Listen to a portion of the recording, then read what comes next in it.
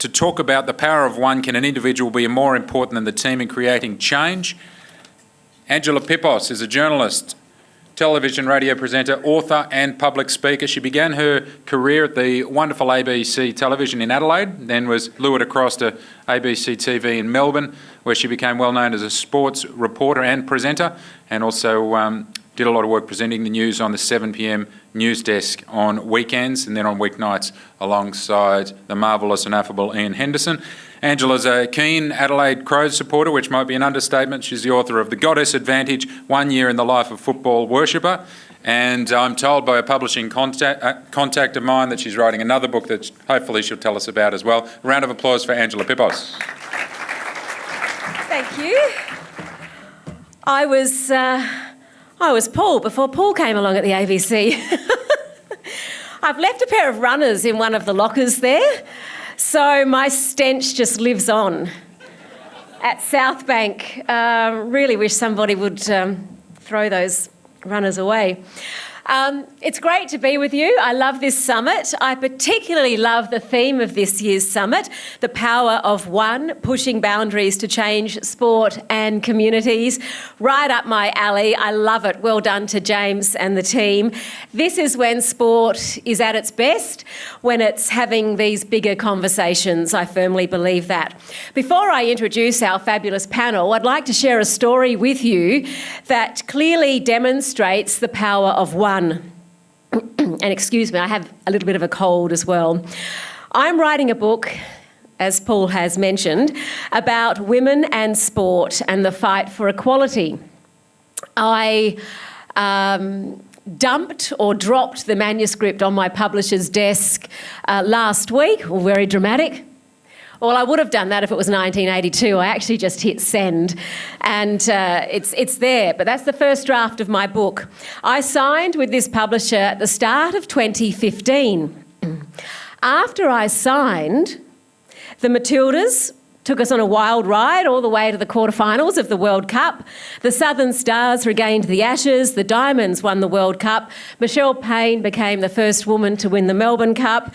Anna Mears cycled her way into history. And there were other great achievements, too many to mention. All these women elbowed their way into the public's consciousness, generating a shift in mood and momentum. All this happened after I signed my book deal about women, sport and equality. So in case there was any doubt, I am a descendant of the gods and goddesses of Mount Olympus with my own special powers. So if you are after any kind of social change, come and see me after this session because I can make things happen. I will put your idea to the publisher and bingo, you'll get what you want. But you'll have to wait until my book is released in September. If I actually get to the finish line. When I signed, I forgot I had a 2-year-old at the time. And it's been quite a struggle to write it. But no, I will make it. The first draft is done. The book will be out in time for Father's Day. And it's an important read for dads with daughters, but also for anyone else who wants to see girls grow up with the same opportunities and pathways in sport as boys. And that would be all of us in the room. But back to our topic. Throughout history, we've seen athletes stare racism in the face and win. Last year, sport put the issue of racism on the national agenda again. We learned a lot about where we're at as a country. It was revealing and also heartbreaking to see what Adam Goodes went through, continuously booed, but it did start an important national conversation. Racism, though, is only one evil we live with. Family violence is another. These statistics are shocking. One woman is killed by a current or former partner almost every week in Australia. Some research suggests this rate is even higher. There's no escaping the link between gender inequality and violence against women and children. The only way to eradicate gender-based violence is to challenge deeply entrenched attitudes, beliefs and distorted values that can give rise to violence against women. And many of those attitudes live and breathe in sport. And again, sport is playing a role with that particular scourge, with high-profile sportsmen taking a stand as part of Our Watch's The Line campaign. It's terrific. So they're just two examples, racism and violence against women, and our panel will explore other areas as well with us in a moment. So there's no doubt that sport takes us to a happy place. It makes us feel good. We all love getting 4 points on the weekend. It unites us and it makes us feel good. But it also has the power to make us think about what really is important. Some people argue that it shouldn't feel the need to do that. Sport should stay out of politics and social reform. I disagree. I reckon it's a pretty good fit. We are a nation obsessed with sport. It is the perfect platform to have these conversations. Okay, let's hear from our panel of experts now. TANYA OZIEL is Chief Executive of the Trans-Tasman Business Circle and Founder and Managing Director of SportsConnect. In 2008, she made Australian sporting history when she founded the first ever AFL peace team, bringing 12 Palestinian and 12 Israelis together as teammates to play in the AFL's International Cup. Welcome, TANYA. CARMEL GUERRA is the founder and Chief Executive Officer of Centre for Multicultural Youth. She also convenes the Multicultural Youth Advocacy Network. CARMEL has over 20 years' experience in the community sector and has long recognised the role of sport in assisting with the settlement of newly arrived young people and enhancing social cohesion. Welcome, CARMEL. Francis LEACH is a voice and presence familiar to many of us. He's a broadcaster and started at Triple J before moving into sports broadcasting.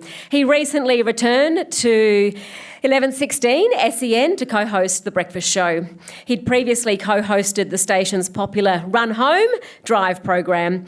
In between his two SEN stints, Francis presented ABC Grandstand Breakfast on the national broadcaster's digital radio sports station and was part of Grandstand's live sports commentary team, calling AFL and A-League games as well as Socceroos matches. Welcome, Francis.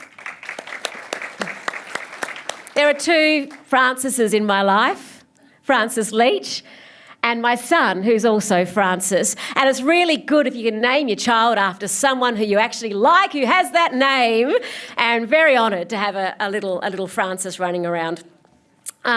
Beverley Knight has been a trailblazer in Indigenous sport, especially in the area of Australian football. She was a director of AFL Sports Ready from 1995 to 2009, and in 1993 became a director of the Essendon Football Club, the game's first woman board member. In 2009, Beverley was appointed by Essendon to the Tiwi Bombers Footy Club board in Darwin, representing the Tiwi players and people from Bathurst and Melville Island in the Northern Territory. And in 2012, the Bombers won the NTFL flag after only 5 years in the league. Welcome to you, Beverley. Come forward, team. And the way it's going to work is each of our panellists will speak for a few minutes on the topic from a personal point of view. I'll then jump in and do my thing and then hand over to you for questions from the floor. All right. TANYA, thank you. CARMEL, Francis and Beverley. Oh, the power that I wield. Okay, the power of one. Can an individual be more important than the team in creating change? Kick us off, TANYA. So I would say yes and definitely no, because I was a one, but I couldn't have done it without my plus twos. And my plus twos are sitting in the room today, and that's Nick Hatziglu and, of course, James Demetrio. So I was the one who had a vision and a dream and an idea, but it could never have happened without two amazing people without me. So for me personally, I felt like I was the messenger in this crazy idea of bringing Israelis and Palestinians together, and someone lit up a flame in my mind and said, well, why don't you do this? And the only way I could do it was having incredible people around me, behind me, and making the dream come true with me. So when I look at what we achieved, it was creating an impossible dream, literally. So if you think about what the peace team epitomised, it epitomised two peoples who had, for the last 40 years, been separated by every sort of challenge, emotionally, politically, geographically, religiously.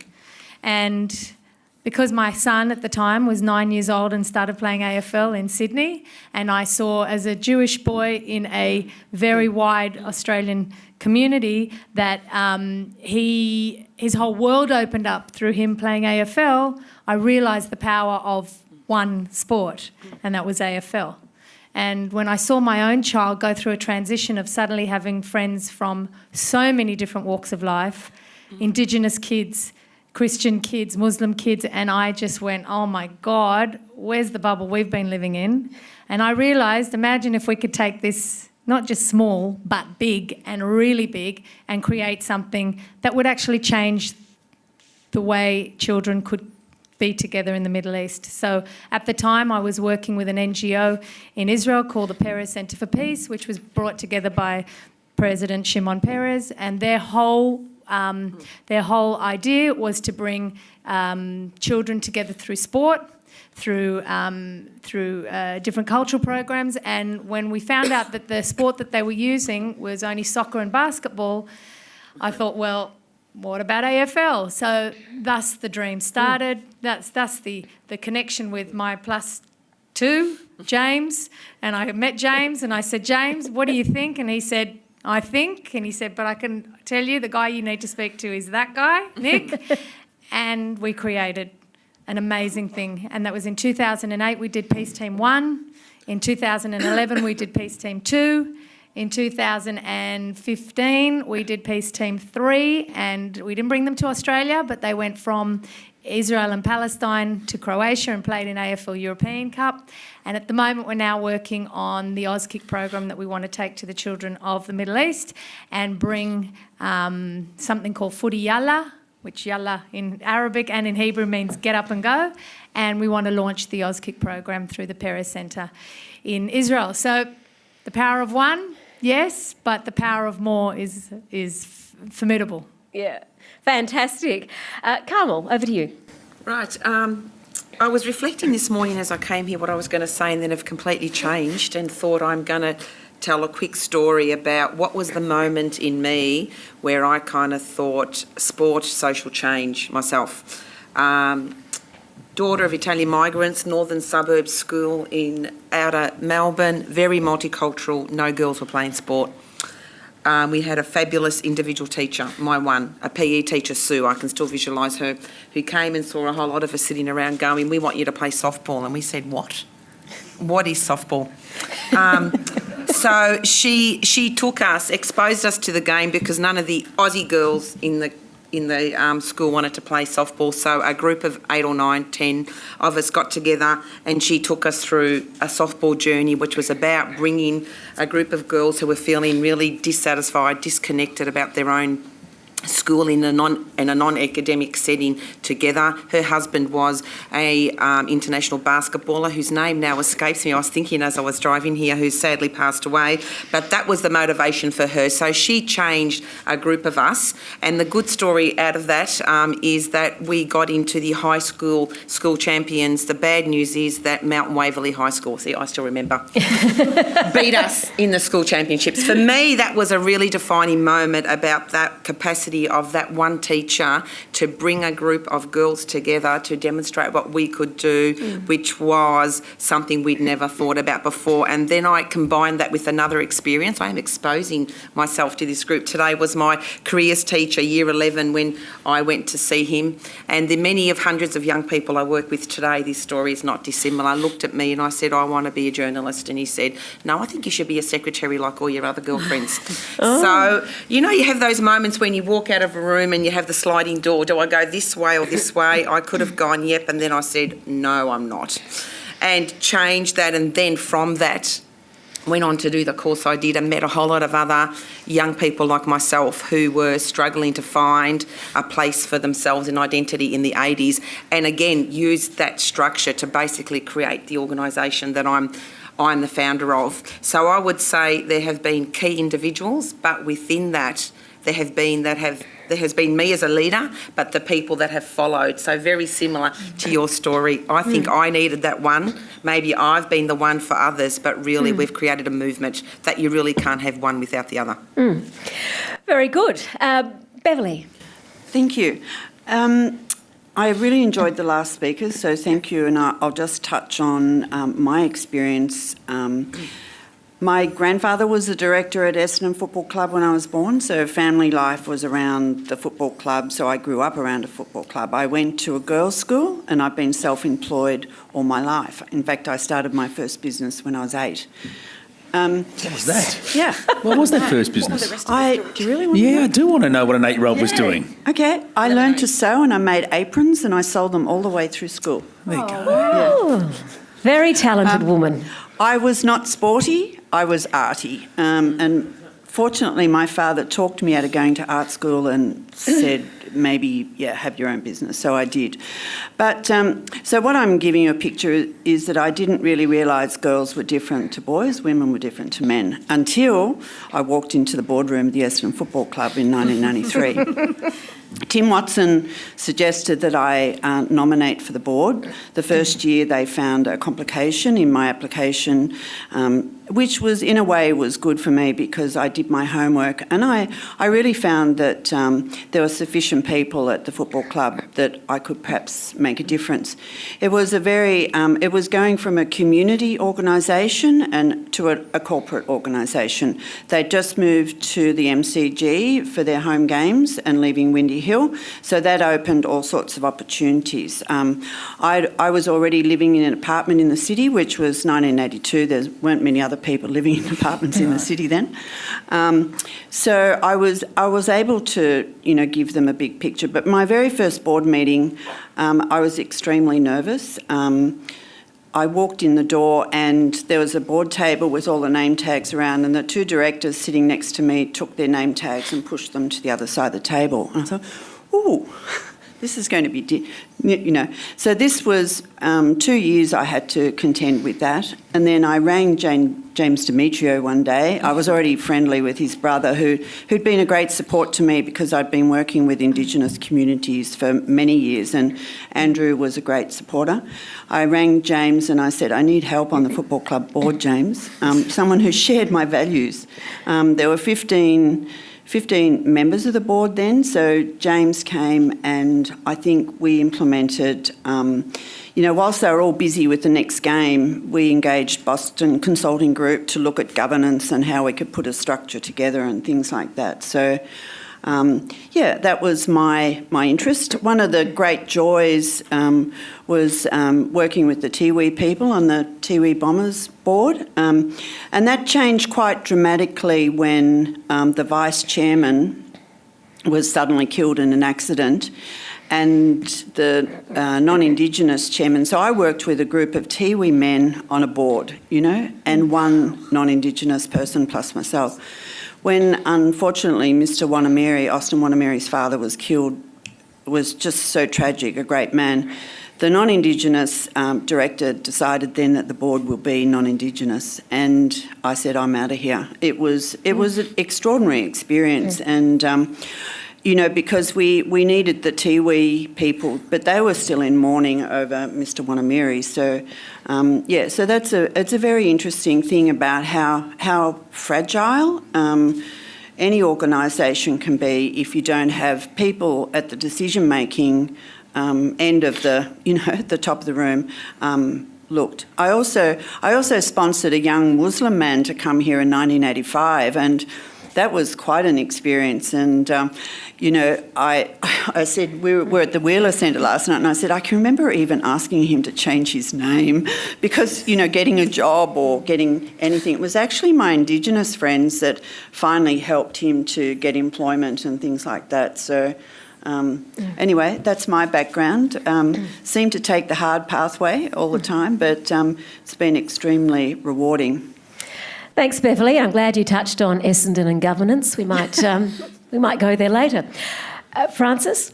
I'm taking a bit of a different tack to our previous speakers and talking about an historic figure, somebody who I've become very enamoured with and a little bit obsessed with in recent times. I spent most of the Australian summer in the United States, in the south of the United States, basically on a historical civil rights pilgrimage. I spent a lot of time in the south and in places like Selma and Montgomery and elsewhere, and Memphis, and with friends within the movement and also just with my family on holiday. And everywhere I went, because I'm a sports fan, word would turn to sport and the name Jackie Robinson would always be mentioned. Does anyone here who know who Jackie Robinson is? No? There's maybe one or two hands? Yeah. Well, for one day, every baseball season, you could travel every ballpark in the United States and you'll find every player wearing a shirt emblazoned with the number 42. And it's the 15th of April every year. It's got nothing to do with Hitchhiker's Guide to the Galaxy either, even though that is the secret to life, the universe and everything. It's actually a celebration of the talents and achievements of one great man who changed the face of baseball forever. And I reckon saved the spirit of the great American pastime from the ravages of racism, which was deeply entrenched in the game up until that point. That number 42 was worn by the great Jackie Robinson. Now, he broke the colour barrier on the 15th of April 1947 when he stepped out to play for the Brooklyn Dodgers at Dodger Stadium in New York. He became the first black Major League Baseball player of the modern era. Why was that important? Well, it ended 60 years of baseball segregation. There was a very distinct and clear colour line in American baseball up until that point. And it pretty much defined the racial barriers that divided the United States along every single path of life at that particular time. The white players played in the major leagues and were the stars of the game. And the black players played in the Negro Leagues, and that's what they were called. And they ran parallel and separate to the Major League Baseball. On smaller stadiums, they travelled in not as superstars but as journeyman players and struggled to make a living. And like so much of American life, it was emblematic of the time. And it was tough for those players. And Jackie Robinson was brave enough to cross the divide. Like so much else in post-Civil War American life, rather than embrace the possibility of integration after the Civil War ended in 1865, America always, and you still go there now, and America still finds a way to accommodate its segregationist instinct. Whether in the South it's the oppressive Jim Crow laws that govern life up until the Civil Rights Act of 1965, whether it's the cultural taboos and economic divides in the northern industrial states, and I mean by if you go to cities like Chicago, they're still divided along racial lines. There's black neighbourhoods and white neighbourhoods, separate nightclubs, separate workplaces, separate places of worship. America, though it proclaims its liberty, has yet to really walk it like they talk it. And baseball was no different. So until it got to the stage where it could no longer ignore the talents of one person, and that was Jackie Robinson. He, as I said, played his first game in 1947, but by 1954, he'd become a six-time All-Star player. He sealed his legend by being the star turn in the Brooklyn Dodgers, probably the most famous victory in the World Series history in 1955 when the Dodgers beat their then and long-time rivals, the New York Yankees in a fabled World Series.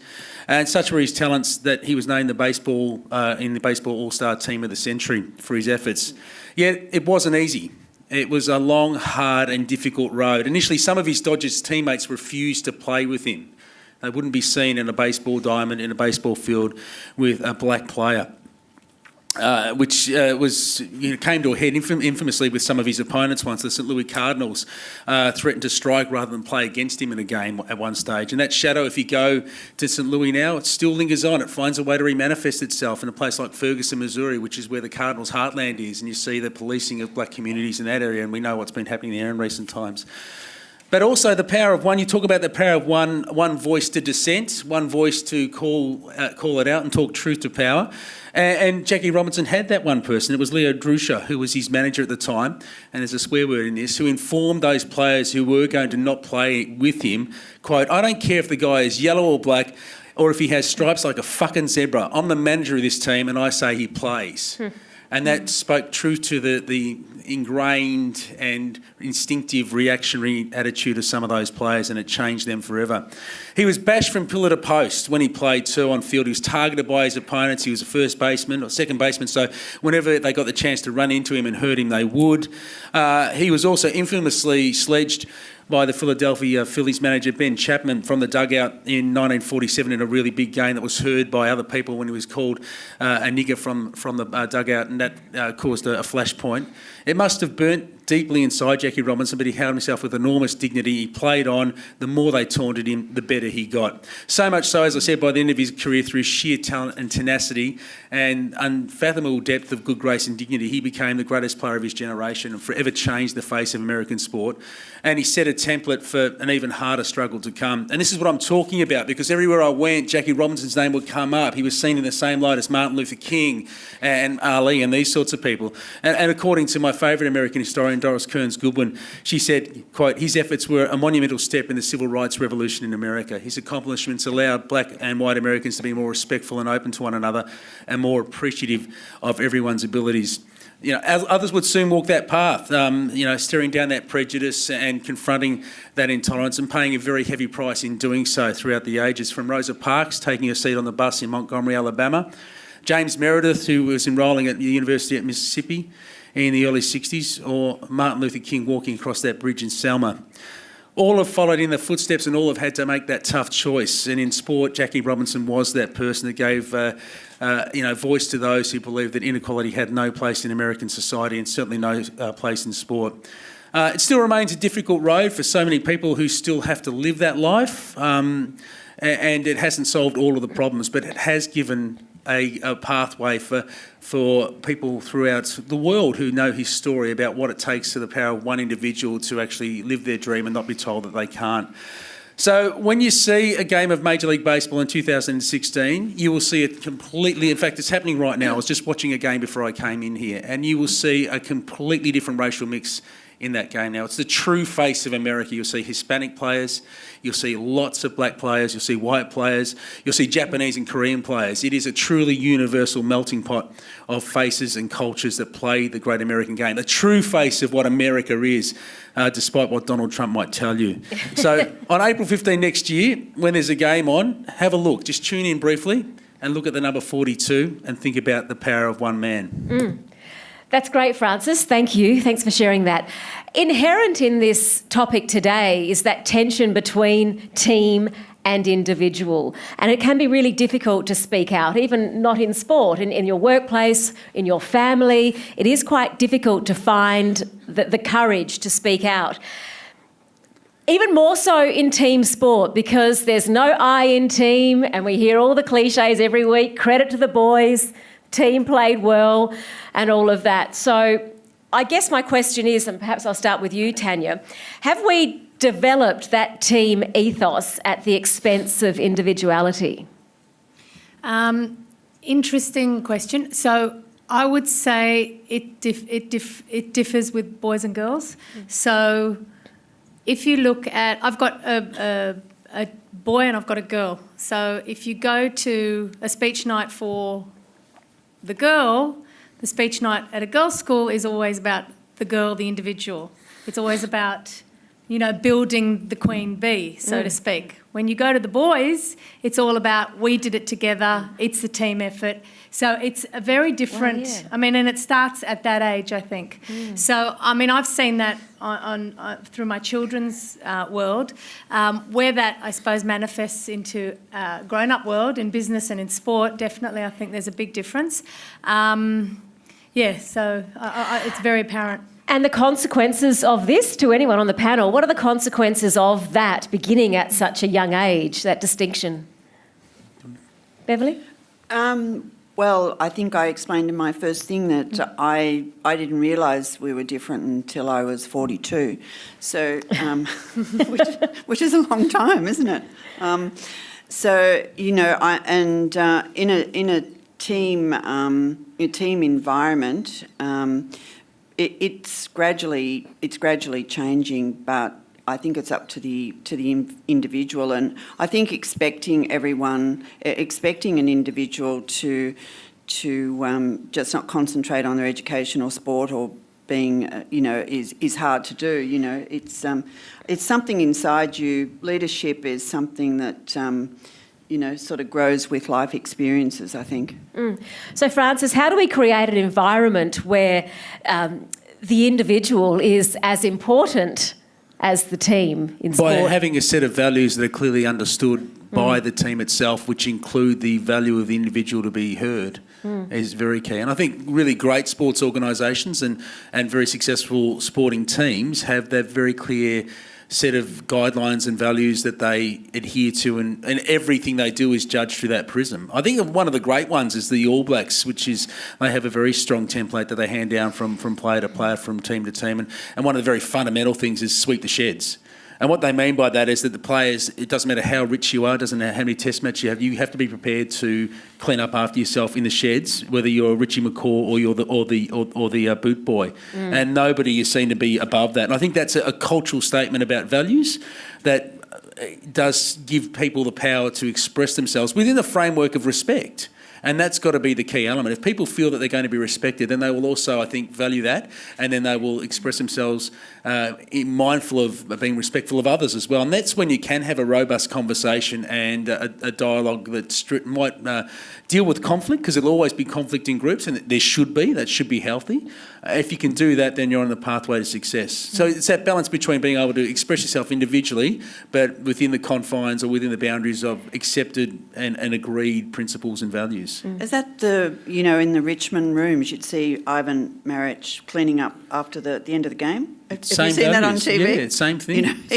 Everyone's gone and he's cleaning up. Yeah, same principle. He's not above being responsible for actually looking after the sorts of responsibilities that you might assume that other people of lesser status might. Beverly touched on leadership, Carmel. What role do leaders play in creating that environment where people feel comfortable to take a stand and run against the pack? I think they're essential and crucial, whether it's a governance level, CEO, any person of a position of power. We see it in schools. You can walk into a school and see the culture of the school from the principal. You change a principal, the culture of the school changes. But I think the bigger challenge with that is that you can have that leadership, but it's creating a culture where, yes, the voice of the individual needs to be there and needs to be empowered. So the whole bystander racism that goes on within sport, and I've seen it through my own son and sport, that you can see what goes on and who is the leader in, my son played AFL, played soccer, played a whole lot of things. Where is the parent when you hear something going on beside you? Yes, you need the club president, but you actually need parents and others to feel empowered. So I think I agree. I think Beverly was saying that leadership does come from within the individual as well to make a stand against things that are unequal. Because a lot of people do want to lock out those. People say they want to be welcoming. My experience of working with sport as an outsider, because I don't come from the sports sector, is welcome to a point. But don't get too close, because you're going to rock the boat and the power balance. You've got women, you've got people who look different, people who think different, bring smelly food, whatever else you do, that rocks that boat. So I think it takes real leadership, not just but leaders inherent in the group. You agree with that on the other side, that we welcome you to a point? Yeah, clubs can be closed, the walled gardens, and that's often when you're talking about, you hit those speed humps when it comes to dealing with challenging perceptions. And also, it takes a lot of courage to, and I mean, Adam Goods probably displayed that better, and Jackie Robinson's story as well, to actually swim against the current there and actually speak truth to power in regards to even what might be seen to be petty slights, but they're profound in their own way. So when you hear a comment that is either homophobic or racist in that environment, you need to be brave enough. But you've also got to feel that if you are, that you've got someone who will be in concert with you and support you. Yeah, I think sport can play such an important part. In the previous session, there was a discussion on transgender, and it reminded me of when I was at school. I was at a Catholic ladies' college, and we had a person transitioning in grade 5 and 6, but that person was the fastest runner in the school. And so we all, we love that person. There's no issue. So maybe when I say about life experiences, it's where you come across these experiences and the sort of person you are and the values you developed. You can go. So I suppose with children and things like that, you have to make sure that they understand that identity is so important and it's so different now, and make sure they come in contact with a range of people. Beverly, I want to ask you about Essendon. How could things have played out differently there if someone senior, perhaps someone from the board, had stood out from the pack and found that courage to talk about what was actually going on? Yeah. As you could imagine, it's a traumatic experience for me. I gave Essendon 2 years' notice that I was retiring after 17 years, and my last 2 years I spent developing change to the Constitution that would allow appointments to the board so we could look at an Indigenous director or not just membership voted things. So it took me a few years to get that through, and I did. And also my last year I wanted a transition from one woman on the board to three, and I gave a 3-year voluntary